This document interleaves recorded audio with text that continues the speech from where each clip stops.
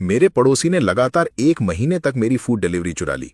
मैंने सोचा इस बार उसे उसकी जिंदगी का सबसे यादगार डेथ पेपर फीस्ट खिलाता हूं। मैंने डिलीवरी नोट में लिखा, इतना तीखा बनाओ कि जहर जैसा लगे। अगर तीखा ना हुआ तो बैड रिव्यू दूंगा।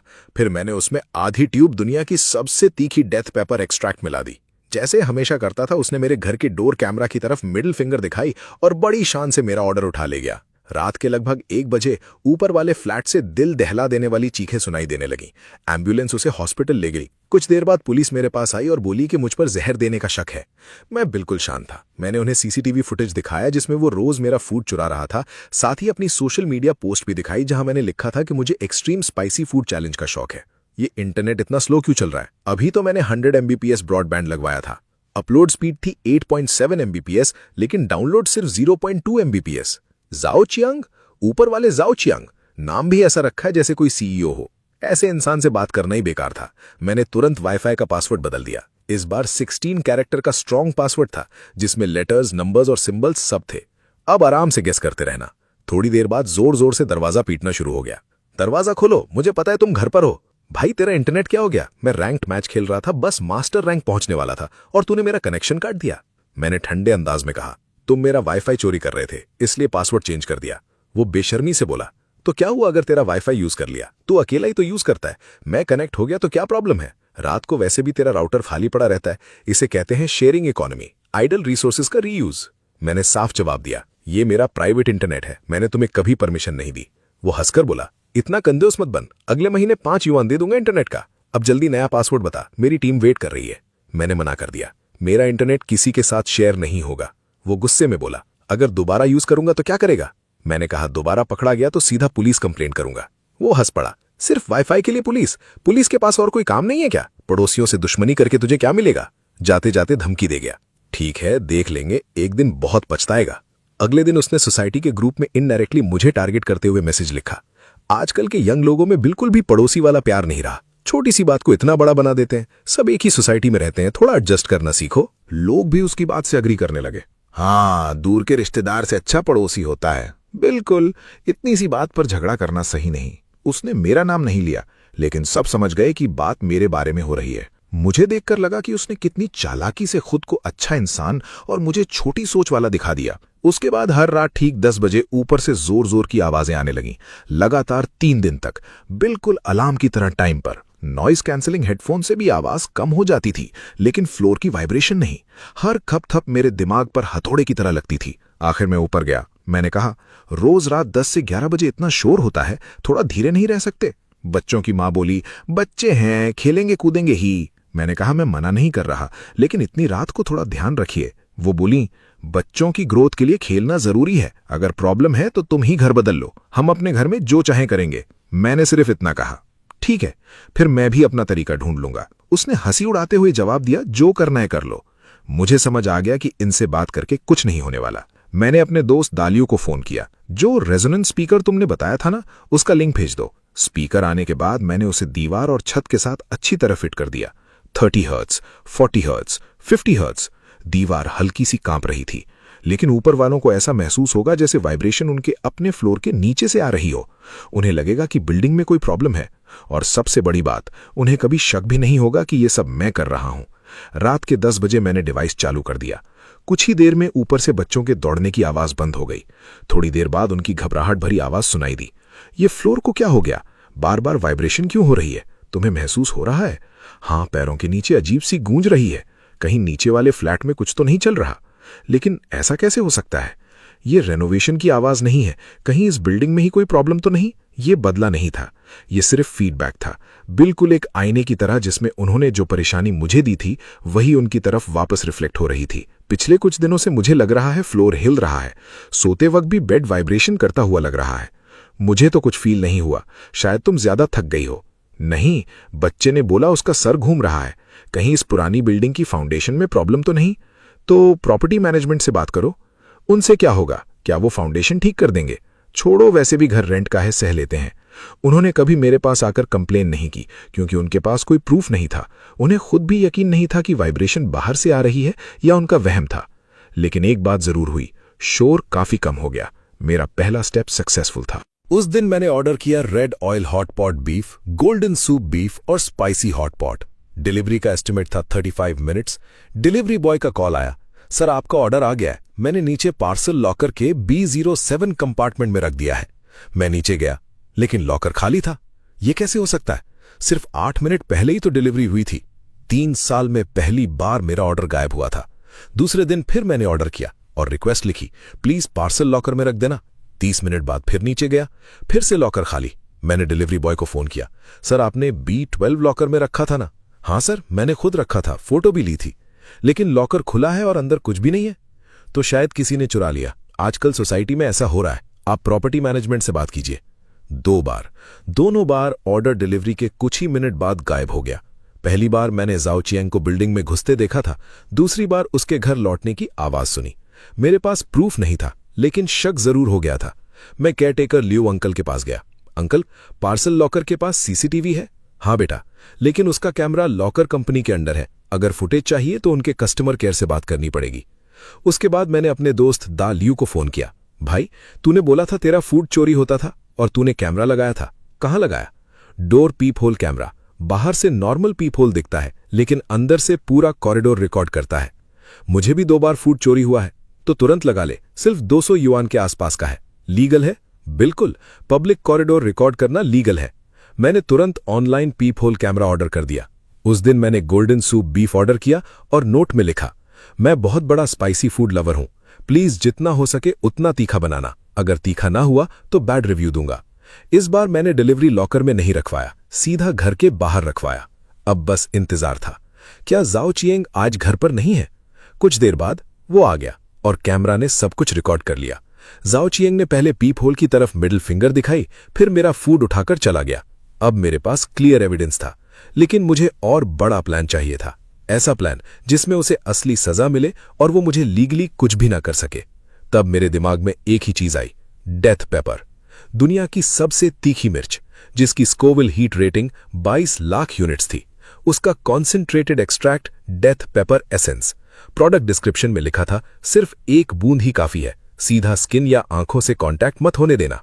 प्राइस था 128 युआन। महंगा था, लेकिन मेरे लिए वर्थ इट था।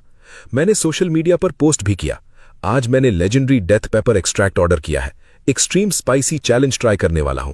कोई बता सकता है एक बार में कितना यूज करना चाहिए? उसके बाद मैंने फिर गोल्डन सूप बीफ ऑर्डर किया। रेस्टोरेंट को स्पेशली मैसेज भेजा, मैं रेगुलर कस्टमर हूं, आज एक्स्ट्रा स्पाइसी बनाना, जितनी मिर्ची डाल सकते हो डालना। फूड आते ही मैंने उसमें 0.5 ml डेथ पेपर एक्सट्रैक्ट मिला दिया। प्रोडक्ट के हिसाब से ये एक पूरे बर्तन के लिए रेकमेंडेड क्वांटिटी से कई गुना ज्यादा था, लेकिन फूड का कलर बिल्कुल नहीं बदला और तीखी स्मेल भी ग्रेवी के अंदर छुप गई। देखने में वो बिल्कुल नॉर्मल स्पाइसी फूड लग रहा था। डिलीवरी बॉय ने फूड घर के बाहर रख दिया। कुछ सेकंड बाद जाओ चियांग आया। पहले कैमरा की तरफ मिडिल फिंगर दिखाई, फिर फूड उठाकर घर ले गया।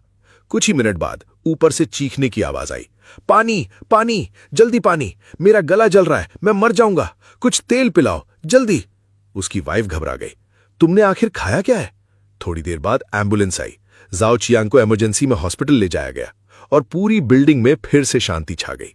लेकिन कुछ ही देर बाद सोसाइटी ग्रुप में मैसेज आया, मैं नीचे वाले फ्लैट 602 के लिन रॉय के खिलाफ कंप्लेंट करता हूं, उसने मेरे खाने में जहर मिलाया है, मेरे होंठ सूज गए हैं, गला जल रहा है और मैं इमरजेंसी वार्ड में हूं। मैं पुलिस कंप्लेंट कर चुका हूं, मैं उस पर मर्डर अटेम्प्ट का केस करूंगा। उसकी वाइफ भी चिल्लाने लगी, वो पागल है, मेरे पति को मारना चाहता था। सोसाइटी के लोग भी शॉक में आ गए, क्या आजकल लोग इतने खतरनाक हो गए हैं? मुझे पता था अब असली तूफान शुरू होने वाला था। थोड़ी देर बाद जाओ चियांग की वाइफ मेरे दरवाजे पर जोर जोर से ठोकने लगी, दरवाजा खोलो, मेरे पति के साथ क्या किया तुमने कातिल? मैं शांत आवाज में बोला, लियू जी, रात बहुत हो गई है, कल बात करते हैं, ड्रामा मत करो, दरवाजा खोलो। अगर आप ऐसे ही दरवाजा पीटते रहेंगी तो मैं पुलिस को कॉल करूंगा। पुलिस? तुमने पहले मेरे पति को जहर दिया और अब पुलिस की धमकी दे रहे हो? मैं शांति से बोला, पुलिस को मैं पहले ही कॉल कर चुका हूं। और उसी वक्त पुलिस बिल्डिंग में पहुंच गई। पुलिस ने कहा, क्या आप ही लिन रॉय हैं? ऊपर वाले फ्लैट के जाओ चियांग ने रात को कंप्लेंट की है कि आपने उसके खाने में जहर मिला दिया है। उसकी तबीयत बहुत खराब हो गई है और वो इमरजेंसी वार्ड में है, हमें आपसे कुछ सवाल करने हैं। मैं शांत होकर बोला, ऑफिसर, सबसे पहले एक बात क्लियर करना चाहता हूं, जाओ चियांग जिस फूड की बात कर रहा है वो मैंने उसके लिए कभी ऑर्डर ही नहीं किया। वो मेरा खुद का ऑर्डर था जो किसी ने चुरा लिया। अब जिस आदमी ने मेरा खाना चोरी किया वही उसे खाकर मुझे ही जहर देने का इल्जाम लगा रहा है। क्या ये थोड़ा अजीब नहीं लगता? पुलिस ने पूछा। कोई प्रूफ है? मैंने तुरंत अपना फोन निकाला। ये देखिए, शाम 5:30 PM का order history, delivery time, restaurant को दिया गया नोट और डिलीवरी बॉय की फोटो सब रिकॉर्ड में है। ऑफिसर ने पूछा, अब वो फूड कहाँ है? मैंने जवाब दिया, चोरी हो गया, लेकिन मेरे पास प्रूफ है कि किसने चुराया। मैंने पीप होल कैमरा की रिकॉर्डिंग दिखाई। ये कैमरा मैंने लगाया है, सिर्फ पब्लिक कॉरिडोर रिकॉर्ड करता है, किसी के घर के अंदर नहीं, बिल्कुल लीगल है। फिर मैंने अपना स्पाइसी फूड वाला नोट दिखाया। देखिए, मैंने खुद लिखा था कि मुझे बहुत तीखा खाना पसंद है और रेस्टोरेंट से एक्स्ट्रा स्पाइसी बनाने को कहा था। 3 दिन पहले मैंने सोशल मीडिया पर भी डेथ पेपर चैलेंज के बारे में पोस्ट किया था। ऑफिसर ने पूछा, तो आप कह रहे हैं कि जाओ चियान की हालत इसलिए हुई क्योंकि उसने आपके लिए बनाया गया एक्स्ट्रा स्पाइसी खाना चुराकर खा लिया? मैं बोला, बिल्कुल, मैंने कोई जहर नहीं मिलाया। खाना मेरा था, ऑर्डर मैंने दिया था और नोट भी मैंने ही लिखा था। अगर किसी ने मेरा खाना चोरी करके खुद खाया तो उसके नतीजे की जिम्मेदारी भी उसकी खुद की है। क्या सिर्फ मिर्ची खिलाना जहर देना होता है? पूरी चीन में लाखों लोग तीखा खाना खाते हैं, तो क्या सब जहर दे रहे हैं? कुछ देर बाद दूसरे ऑफिसर आए। हॉस्पिटल की रिपोर्ट आ गई है। जाओ चियांग को सिर्फ बहुत ज्यादा कैप्सेसिन यानी मिर्ची की वजह से अक्यूट इरिटेशन हुआ है। मुंह, गला और पेट में जलन और छाले हैं, लेकिन किसी भी तरह का जहरीला केमिकल नहीं मिला। पहले ऑफिसर ने मुस्कुराते हुए कहा, ठीक है, हमें आपके खिलाफ कोई क्रिमिनल एविडेंस नहीं मिला। उल्टा सीसीटीवी में जाओ चियांग आपके घर के बाहर से आपका खाना उठाता हुआ दिख रहा है, जो खुद एक चोरी का मामला बनता है। मैं हैरान होकर बोला, फिर उसने मेरे खिलाफ कंप्लेंट क्यों की? ऑफिसर ने कंधे उचकाकर कहा, यह तो वही बता सकता है। जाते वक्त ऑफिसर ने एक सलाह दी, अगले टाइम से फूड बाहर मत छोड़ा कीजिए, नीचे जाकर खुद ले लिया कीजिए, ज्यादा सेफ रहेगा। मैंने शुक्रिया अदा किया। जाओ चियांग 1 हफ्ते तक हॉस्पिटल में रहा। उस 1 हफ्ते में पूरी बिल्डिंग बदल सी गई। न उसके भारी जूतों की आवाज, न बैल्कनी से सिगरेट पी के नीचे राख फेंकते देखना, सब कुछ शांत था। फिर एक दिन मेरा इंटरनेट अचानक बंद हो गया। कस्टमर केयर ने बताया, आपके ब्रॉडबैंड लाइन में फिजिकल फॉल्ट है, आज इंजीनियर अवेलेबल नहीं है। मेरा काम ऑनलाइन था, मुझे रोज बड़े बड़े डिजाइन फाइल्स अपलोड और डाउनलोड करनी पड़ती थी। सिर्फ मोबाइल हॉटस्पॉट से काम चलना इम्पॉसिबल था। मैं खुद कॉरिडोर में लाइन चेक करने गया।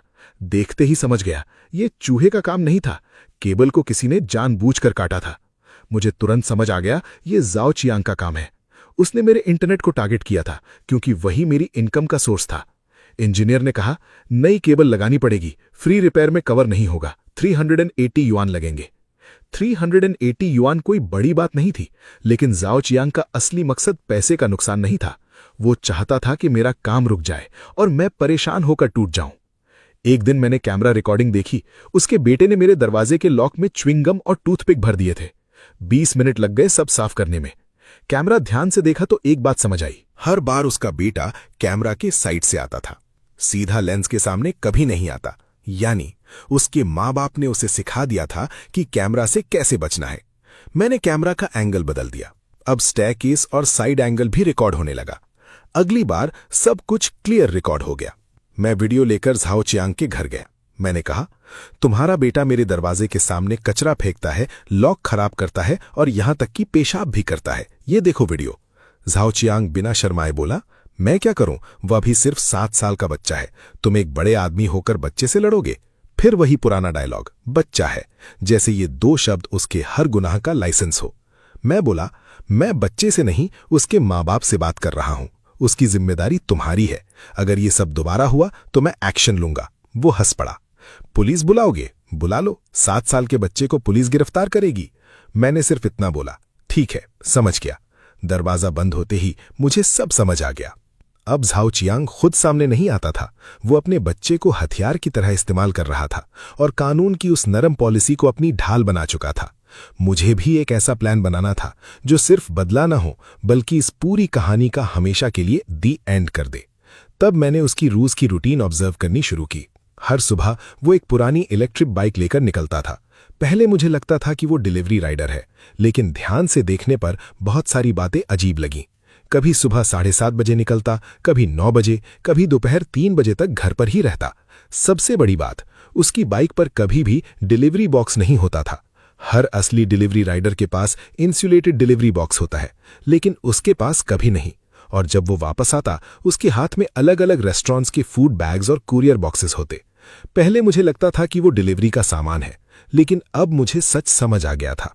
वो डिलीवरी नहीं करता था, डिलीवरी राइडर का भेस बनाकर लोगों का फूड और पार्सल चुराता था। उसके लिए डिलीवरी राइडर की पहचान ही उसकी सबसे बड़ी कवर आइडेंटिटी थी। उसका काम करने का टाइम बिल्कुल परफेक्ट होता था। कुरियर डिलीवर होने के लगभग 30 मिनट बाद जब पार्सल पहुंच चुका होता था, लेकिन ओनर अभी तक नीचे लेने नहीं आया होता था। यही उसका गोल्डन टाइम विंडो था। मैंने ऑनलाइन उन लोगों से कांटेक्ट करना शुरू किया जिनका पार्सल चोरी हुआ था। हेलो, मैंने आपकी पार्सल चोरी वाली पोस्ट देखी, शायद मुझे इसके बारे में कुछ पता हो, क्या हम डिटेल में बात कर सकते हैं? दूसरी तरफ से रिप्लाई आया, आप कौन हैं? मैं बोला, मैं भी इसी एरिया में रहता हूं और पार्सल थेफ्ट केसेस इन्वेस्टिगेट कर रहा हूं। आपका क्या चोरी हुआ था? एक आंटी बोली, मेरी इंपोर्टेड बेबी फॉर्मूला मिल्क की एक बॉक्स चोरी हो गई थी। उसकी कीमत 1000 युआन से ज्यादा थी। मैंने पूछा, कौन सी ब्रांड थी? अगर ऑनलाइन दिखी तो मैं पहचान जाऊंगा। उन्होंने फोटो भेजी।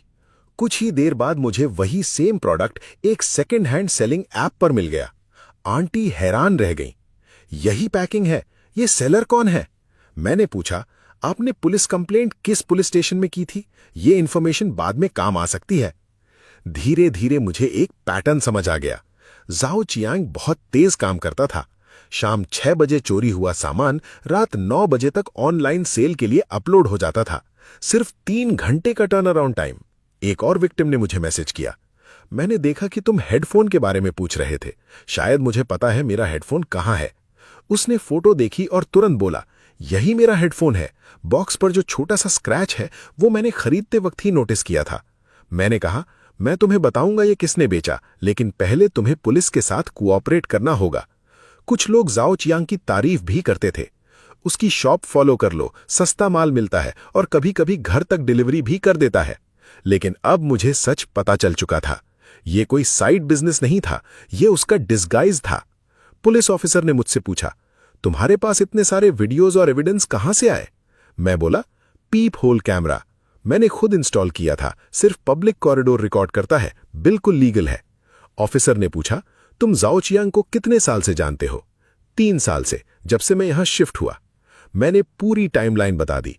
वाईफाई चोरी करना, दरवाजा पीटना, रोज का शोर शराबा, मेरा फूड चुराना, death paper incident, internet cable काटना, लॉक में च्यूइंग गम भरना, मेरे दरवाजे के सामने पेशाब करवाना।